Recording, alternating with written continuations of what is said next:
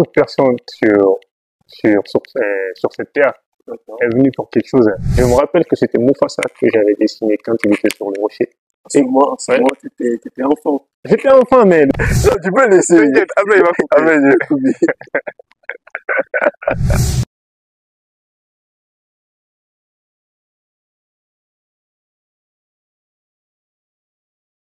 Parce qu'il y a des gens qui ont réellement ce talent et ils savent qu'ils ont une certaine facilité à faire des choses. Mais vu que c'est plus facile pour eux, ils succombent à la paresse. Ils se disent que, voilà, de toute façon, c'est plus facile pour moi. Et pourtant, avec un peu plus d'effort, ils pourraient faire mieux, beaucoup mieux par rapport à la normale, quoi. Mais ils se disent que, comme sans faire d'effort, je peux m'en sortir, donc je vais continuer comme ça et voilà. Qu'est-ce que tu dirais à ces personnes? Bon, ce que je dirais à ces personnes, je m'inclus, Oui, parce que le dessin, je ne pratique pas tous les jours. d'accord. Et j'ai eu des conseils de plein, de toi d'ailleurs, qui m'ont dit que je pourrais utiliser le dessin pour me faire de l'argent et beaucoup de choses, quoi. Mais il faut savoir que moi, le dessin, je l'ai connu dans des moments un peu particuliers, quoi. Souvent, ça m'arrive quand j'ai des sentiments en tout cas de joie ou qui ne sont pas bons. Donc, je me mets Émotion, je me quoi. mets à dessiner D'accord. et je crois pas que ça serait vraiment une nécessité pour cette personne. Mais si cela en vaut vraiment la peine pour cette personne et que cette personne a pour objectif d'avancer, ça serait mieux de s'appliquer. Mais si cette personne n'a pas pour objectif d'avancer vraiment dans l'art qu'il pratique, cette personne veut juste être heureux, alors je conseille cette personne de vivre aussi pleinement sa vie, d'appliquer son art quand il sent qu'il est heureux. Comme le moment convenu, quoi. Quand le moment le convient, il le fait. Mais il ne faut pas qu'il se sente forcé à faire pour quelque chose. C'est ce qui n'est pas bon. Comme ça, il perd vraiment le sens du talent. D'accord. En tout cas, on l'aura compris. Le plus important pour toi, c'est vraiment de vivre sa vie pleinement, ne pas trop se prendre la tête. Et voilà, ne pas aussi se prendre la tête avec beaucoup de choses juste pour pouvoir plaire ou ressembler à des gens. Ok. Maintenant, quel est le lien que toi tu pourrais faire entre le talent et l'ambition? L'ambition, je pourrais l'associer au talent. Que quand ce que tu as comme étant talent est en rapport avec tes rêves. Parce que le fait d'être ambitieux, c'est un peu l'essence d'un rêve. Parce que quand on a un rêve, pour l'accomplir tout le temps, il faut être ambitieux, il faut être audacieux et gravir chaque obstacle. Et à côté de ça, quand on a aussi un talent, le mettre en œuvre, en pratique pour atteindre cette ambition ou ce rêve, car il faut savoir que le rêve d'un homme peut changer le monde. D'accord, d'accord. T'as un mot de la fin pour le thème avant qu'on continue? Qu'est-ce que tu pourrais ajouter sur ce thème? Alors, un mot de la fin, ça serait de, de vivre pleinement chaque moment de joie, D'accord, de faiblesse, de tristesse, car il n'y a pas de mal sans le bien. S'il y a la tristesse, c'est qu'il y a la joie. ok, Et de savourer ces moments, de suivre le cursus sans accélérer quoi que ce soit, et aussi d'y mettre un peu du sien, de l'effort, et par la suite éviter de regretter, parce que le regret, c'est une chose qu'il faut vraiment éviter dans la vie. d'accord, d'accord. Je disais tantôt que, comme je le disais au départ, c'est vraiment une personne intéressante. J'ai eu le temps de découvrir. C'est qu'il y a peut-être des surprises aussi qui nous attendent au cours de cet épisode. Tu as des livres à conseiller à des gens, tu as des livres à conseiller, par exemple, toi qui est passionné d'art, tu as des livres ou je sais pas, des conseils à donner à quelques personnes. Bon, les livres que j'ai beaucoup lus, c'est des livres sur des mangas. D'accord. Mais à côté, quand même, j'ai lu d'autres livres. Mais Il y a un livre qui m'a beaucoup aidé. C'est Comment parler en public d'Al Carnegie. D'accord. J'ai beaucoup aimé ce livre. Je l'ai trouvé dans les archives de ma petite sœur. Ils étaient trois. Il y avait Comment parler en public d'Al Carnegie. Il y avait Une mort sans nom de Cromwell. Euh, il y avait Le fantôme de Lady Margaret de Mary Higgins. D'accord. Mais j'ai beaucoup plus aimé Comment parler en public d'Al Carnegie. Parce qu'il faut savoir qu'avant, j'étais très timide. J'étais introverti, comme on peut le dire comme ça souvent. Oui. Et j'avais pour cette habitude d'éviter de trop parler. Même quand j'ai des lacunes en public, je préfère demander à quelqu'un que je connais. Et tout est allé de là. Et quand j'ai lu ce livre, ça m'a beaucoup intéressé. D'accord. Je l'ai lu. Au départ, je ne le lisais pas jusqu'à la fin. Pour savoir qu'il y avait la paresse. Yes. Parce que j'étais habitué à lire les mangas. Et quand je lis les mangas, l'émotion est différente. Les Avec, images aussi, ouais. Parce l'illustration. que quand je lis les scènes de combat, je peux lire et il y a des émotions. Je crie des fois. Mais avec les livres, c'est pas le cas. D'accord. Une fois, deux fois, trois fois. Je crois, c'est après quelques fois que je l'ai lu jusqu'à aller le terminer. Après, je suis revenu encore là-dessus. Parce que j'avais vraiment aimé. Et après avoir fini de lire ce livre, j'ai vraiment compris que même pour celui qui a l'habitude de passer devant la foule, il y aura toujours un stress. Il y a toujours. Et ce livre, je le conseille en tout cas, à tous ceux qui me regardent, c'est Comment parler en public de Dale Carnegie.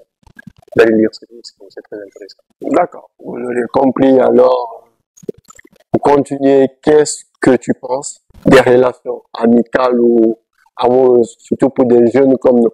Bon, les relations amicales, sur ce point, je vais beaucoup parler, mais les relations amoureuses, j'ai pas vraiment d'expérience. Et je voudrais pas, je voudrais pas porter un drapeau de menteur. D'accord. D'accord. Je préfère ne pas trop en parler là-dessus.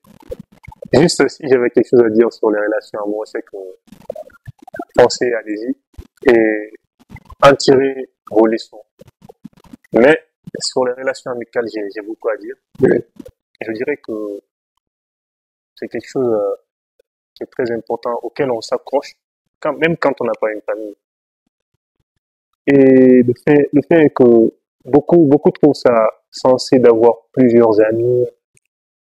Mais moi, je me dis que le fait, c'est pas d'avoir plusieurs amis, mais où est le bon dans tout ça, quoi? Parce qu'il faut savoir que l'ennemi n'est jamais loin. Et être ami avec quelqu'un, c'est pas juste être joyeux tout le temps. C'est vrai, il y a des moments, il y a des hauts et des bas, et c'est ce qui fait l'amitié. C'est quand on traverse tout ce qui est comme obstacle, qu'on arrive vraiment à redéfinir l'amitié. Mais quand on traverse ces moments durs, et après, on est froid, ce n'est plus de l'amitié. Ça devient juste des relations d'intérêt où on se voit quand ça va et on se dit adieu quand ça va pas. Et pour être bref là-dessus, je dirais que pour se faire vraiment des relations d'amitié sérieuses, il faudra beaucoup s'adonner et attendre moins de l'autre et beaucoup s'adonner en espérant que ça aille. Et aussi, faut pas se dire qu'à tout moment, cette personne peut te faire du mal, te poignarder. C'est vrai que ça arrive, mais c'est ça le risque. Parce que pour tisser de bonnes relations, il faut vraiment risquer. Et la confiance, quand tu gagnes la confiance et que c'est réciproque, on ne perd plus. Je comprends, tu disais que le plus important, surtout en amitié, c'est garder réellement cette confiance parce que sans la confiance, on peut pas faire grand chose. Et savoir se connaître réellement, sauver l'un à l'autre, c'est ce qui permet réellement de garder cette confiance et faire en sorte que ça perdure l'amitié. Voilà. Mais qu'est-ce que toi tu dirais, par exemple, à quelqu'un qui, parce qu'avec les réseaux, on voit réellement assez de citations et beaucoup se disent que je préfère marcher seul que mal accompagné, déjà, c'est un dicton. Donc, certains se disent que je veux être un loup solitaire. Qu'est-ce que tu répondrais à ces personnes?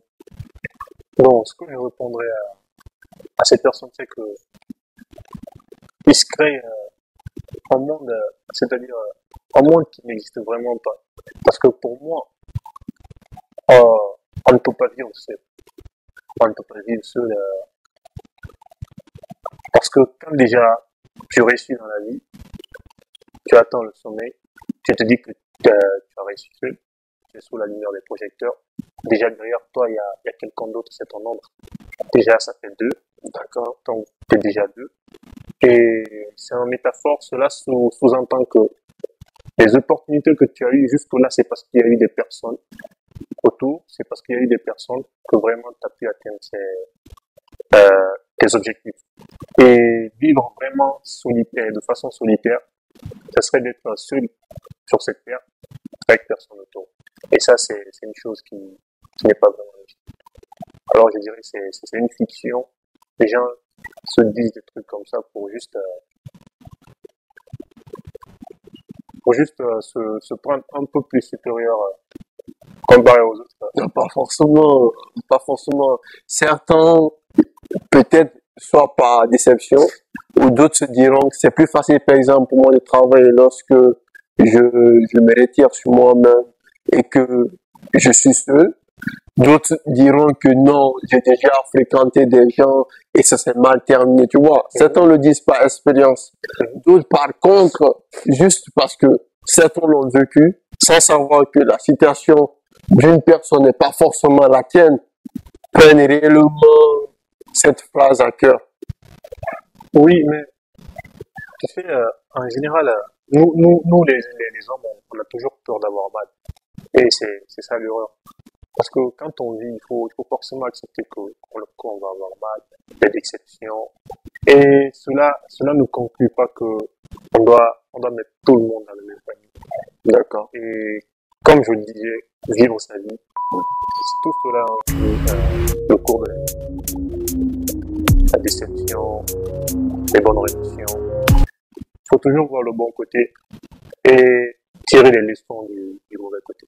Donc toi, aujourd'hui, tu n'as pas peur d'être déçu. Non. D'accord. Intéressant. Je comprends le point de vue. Et surtout que pour toi, le plus important, c'est vivre normalement, ne pas avoir peur d'être déçu, vivre pleinement parce que la vie est faite de hauts et de bas. Tu peux sourire, tu peux être heureux en même temps, être déçu et être malheureux. D'accord. Et surtout que le loup n'est jamais solitaire et généralement, il est en meute. Voilà. Le loup, c'est la meute. Et voilà. Pour terminer cet épisode, tu vas imaginer que derrière cette caméra, tu as des gens qui te sont chers. On a tous quelqu'un ou des gens comme les parents, nos proches, nos soeurs, nos amis qui nous sont chers. Et tu vas regarder cette caméra et tu vas leur transmettre un message. Je pense à deux personnes. Ma maman, Antoinette Doré, et mon papa, Jean-Paul Cognier. Tout ce que je dirais, c'est merci. Merci d'avoir fait de moi ce que je suis aujourd'hui. Malgré qu'au départ, c'était difficile. Quand on est gamin, on arrive à plein de conclusions en disant que ouais, les parents sont pas gentils, mais au fur et à mesure qu'on grandit, on voit que ouais, ça valait la peine. Je sais que les mots merci là ne vont pas suffire, mais au fil du temps, je dirais merci à ma manière, sur plusieurs façons.